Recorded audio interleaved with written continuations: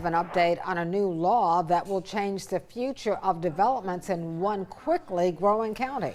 Brunswick County Commissioners now have the final say when it comes to any development proposals. WECT's Connor Smith looking at how it's going to impact the county.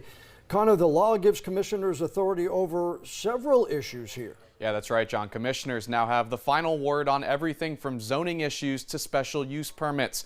The county's planning board had made development decisions since 2004 when the county's population was much smaller than it is now. The county shows tens of thousands of units currently proposed, and that's caused plenty of pushback from neighbors. Given commissioners are elected and the planning board members are not, many neighbors felt the ultimate say should come down to who they put in power. Lawmakers in Raleigh ultimately agreed, and House Bill 1222 gives commissioners authority over future development proposals.